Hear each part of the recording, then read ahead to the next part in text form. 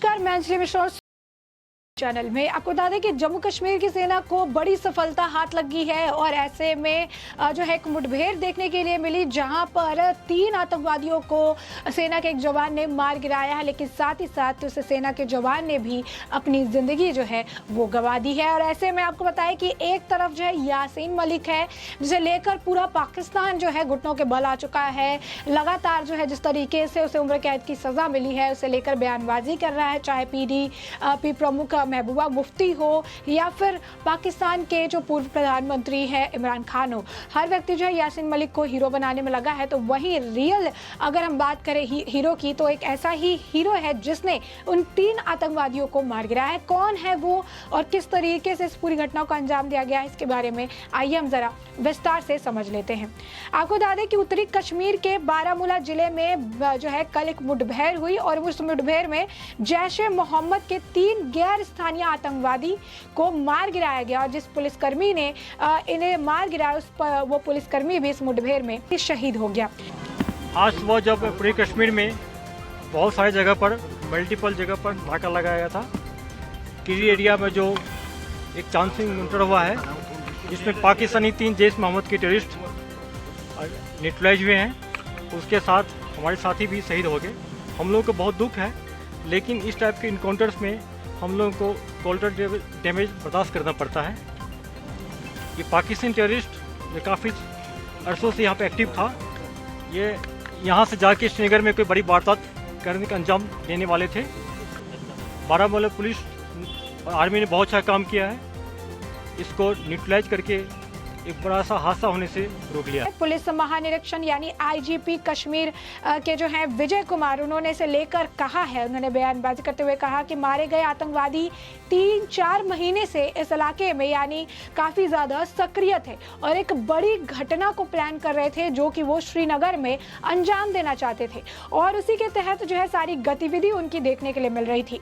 IGP ने कहा कि हम उन्हें ट्रैक कर रहे थे और अब इस साल में हमने कम से कम 22 पाकिस्तानी आतंकवादियों को मार गिराया है। यानी बड़ी सफलता आप समझ सकते हैं, इस साल के अंदर 22 पाकिस्तानी आतंकवादियों को जो है हमारी सेना ने मार गिराया है। साथ ही साथ जो मृतक पुलिसकर्मी है उसकी पहचान विशेष पुलिस अधिकारी एसपीओ मुदस्सिर अहमद के रूप में की गई है।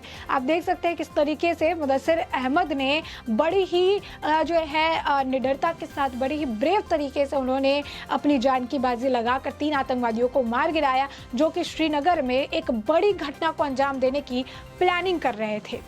बता दें कि उनके बारे में जो है आईजीपी जो है उन्होंने कहा कि वो एक बहुत ही बहादुर जवान थे और उन्होंने जो है कहीं ना कहीं एक बड़ी घटना को टाल दिया, उसे बेअसर कर दिया इन 3 आतंकवादियों को मार गिराने के बाद।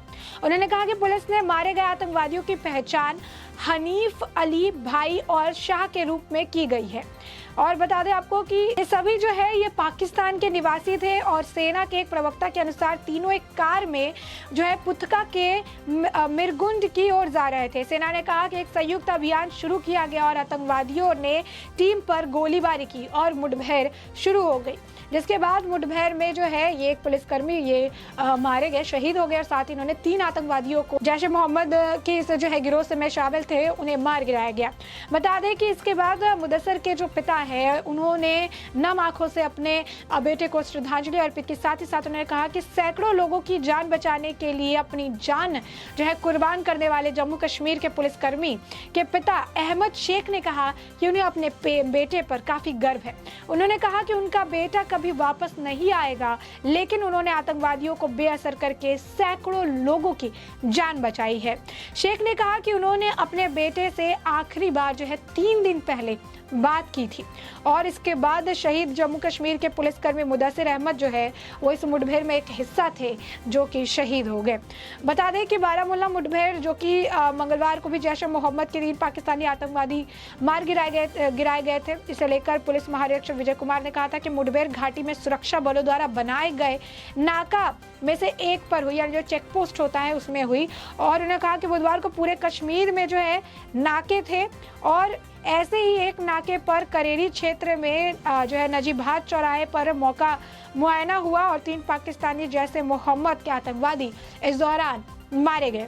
उन्होंने कहा कि ये 3 आतंकवादी श्रीनगर आ सकते थे और हमले की योजना बना सकते थे। आईजीपी ने कहा कि आतंकवादी पिछले 3 से 4 महीने से गुलमर्ग के पहाड़ी इलाकों में काफ़ी ज़्यादा सक्रिय थे और हम उन्हें नियमित रूप से ट्रैक भी कर रहे थे। उन्होंने कहा कि इस साल अब तक सुरक्षा बलों ने के साथ जो है विभिन्न मुठभेड़ों में अब तक 22 पाकिस्तानी आतंकवादी मार गिराए हैं। पाकिस्तानी आतंकवादी को बेअसर करने के प्रयास जो है लगातार बढ़ाए जा रहे हैं। तो देख सकते हैं आप किस तरीके से लगातार जो है एक बड़ी सफलता है कश्मीर की, जो जम्मू कश्मीर की जो हमारी सेना है उनके हाथ लगी है। 3 आतंकवादियों को उन्होंने मार गिराया। तो वहीं दूसरी तरफ आपको बताया कि यासीन मलिक को लेकर दिल्ली की जो एनआईए कोर्ट है उन्होंने उम्र कैद की सजा सुनाई है। 2 अलग अलग मामलों में उम्र कैद की सजा सुनाई गई है और कुछ मामले हैं 10 अलग अलग मामले हैं उनमें सजा सुनाई गई है। 10 लाख का मुआवजा किया गया है। लेकिन इस बात से जो है बिल्कुल भी खुश, अगर आप कहें तो इस बात से बिल्कुल भी खुश नजर नहीं आ रहे हैं। कई सारे लोग जो है वो बिल्कुल तो आज वर्डिक्ट हुआ, आपको लगता है कि एक जस्टिस मिला है? क्योंकि आतंकवाद में जिस तरह इनका हाथ था, तो जितने भी लोग मारे गए उनको एक तरीके से जस्टिस है। बिल्कुल बिल्कुल, इसमें तो कोई शक ही नहीं है। पता नहीं इतने में भी कईयों को बड़ी राहत मिली होगी, लेकिन मैं सच्ची बात कहूँ, मैं तो अभी तक शांति में नहीं हूँ। मेरा सीज फायर नहीं। ये खुद एनआईए जो है वो पिच कर रही थी, वो फांसी की मांग कर रही थी लगातार, लेकिन कोर्ट की तरफ से उम्र कैद की सजा से वो बिल्कुल जो है संतुष्ट नजर नहीं आया। अब एनआईए कहा जा रहा है कि एनआईए इस मामले को लेकर अब हाई कोर्ट में अपील करेगी और वहां पर यासीन मलिक की फांसी की जो मांग है उसे उठाया जाएगा। वहीं आपको बताया कि यासीन मलिक का ये जो पूरा मामला है जिसमें उन्हें उम्र कैद की सजा हुई है, ये तो सिर्फ टेरर फंडिंग का मामला था, लेकिन जिस तरीके से उन्होंने एयरफोर्स के 4 कमांडर्स को मौत के घाट उतारा था वो मामला अभी भी दर्ज होना, चार्जशीट होना, उसका मामला जो है बाकी है। और ऐसे में उस मामले को लेकर लगातार ये कहा जा रहा है, सोल्जर्स की जो पत्नी है वो भी कह रही है कि उन्हें भी इंसाफ मिलना चाहिए और इसके लिए जो पूरा मामला है जल्द ही दाखिल भी किया जाएगा, चार्जशीट वगैरह भी दाखिल किया जाएगा इस मामले में। 4 जो है एयरफोर्स के कमांडर्स को मारने के मामले में, तो फिर उन्हें फांसी की मांग वापस से शुरू हो गई, वापस से जो है मांग की जाएगी। वहीं अगर बात करें महबूबा मुफ्ती की, तो महबूबा मुफ्ती यासीन मलिक को हीरो बना चुकी है और लगातार जो है महबूबा मुफ्ती यासीन मलिक को लेकर जो है बयानबाजी कर रही हैं। मैंने जुडिशरी के बारे में ये कहा कि पाकिस्तान में एक आदमी को लिंच किया गया, वहाँ उन्होंने 6 आदमियों को फांसी दी और 1 दर्जन लोगों को उम्र कैद की सजा दी। यहाँ कितने इखलाक लिंच हो गए अभी तक 2015 के बाद? तो एक को क्या, बल्कि उनको तो हार पहनाए जाते हैं, उनको तो सजा नहीं दी जाती, उनको गार्लैंड किया जाता है, हार पहनाया जाता है, उनका इस्तेकबाल किया जाता है। यही फर्क है उस जुडिशरी और इस जुडिशरी।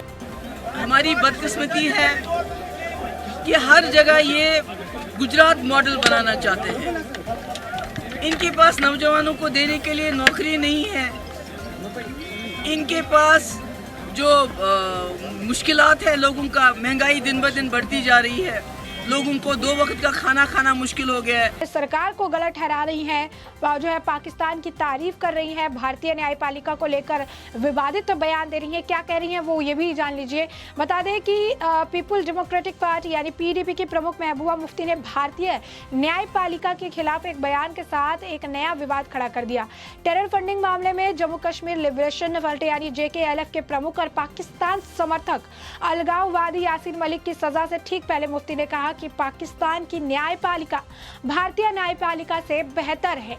मुफ्ती ने तर्क दिया कि मलिक की मौत की सजा देने से कश्मीर मुद्दा हल नहीं होने वाला है। बता दें कि महबूबा मुफ्ती ने मीडिया से बातचीत करने के दौरान टिप्पणी की और कहा कि पाकिस्तान में एक व्यक्ति की पीट कर हत्या कर दी तो उन्होंने जो है 6 लोगों को फांसी और 12 अन्य को आजीवन कारावास की सजा सुनाई।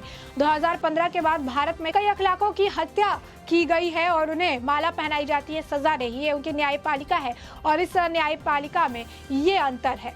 जम्मू कश्मीर में पुलिस सैफुल कादरी की हत्या में दोषियों को दोषमुक्त करने में कुछ मिनट बाद ही पीडीपी प्रमुख ने कहा कि ये दुर्भाग्यपूर्ण है कि वे हर राज्य में गुजरात मॉडल बनाना चाहते हैं। उनके पास आज के युवाओं के लिए कोई रोजगार नहीं है, महंगाई हर दिन बढ़ रही है और इसी के लिए जो है इस तरीके से वो अलग अलग मामला करके जो है मुद्दे को भटकाने की कोशिश करते हैं। वहीं आपको बता दें कि 25 जनवरी 1990 को श्रीनगर के वायुसेना के 4 जवानों को जो है मौत के घाट उतारने वाली यासीन मलिक का यह भी मामला जो है ये पेंडिंग है और ये मामला जल्द जो है इस मामले की सुनवाई हो सकती है। जम्मू की टारा कोर्ट ने इस मामले में यासीन मलिक पर आरोप तय किए थे और केंद्र सरकार ने 2019 में JKLF पर प्रतिबंध लगा दिया था, लेकिन अभी भी इस पूरे मामले में जो है सुनवाई होनी बाकी है। इस पूरे मामले को और बेहतर तरीके से पेश करके यासीन मलिक के लिए फांसी की सजा जो है वो मांगने की तैयारी अब की जा रही है। बता दें 25 जनवरी 1990 को श्रीनगर के बाहरी इलाके रवालपुरा में आतंकियों ने वायुसेना के जवानों पर हमला किया। इस घटना में 40 लोग घायल हुए थे, जबकि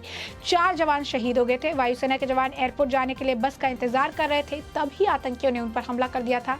मलिक पर वायुसेना के जवानों पर घातक हमले की साजिश का आरोप लगाया था। बता दें कि आतंकियों के हमले से स्वर्ण लीडर रवि खन्ना अपने साथियों को बचाने की भसक कोशिश की थी और कार में आए आतंकवादियों को स्वचालित हथियार से ताबड़तोड़ फायरिंग की। इस हमले में खन्ना समेत 4 जवान शहीद हो गए थे। रवि खन्ना की जो पत्नी है उनका हाल फिलहाल में बयान आया था जिसमें उन्होंने कहा था कि मुझे भरोसा है कि मुझे इंसाफ जल्द से जल्द मिलेगा।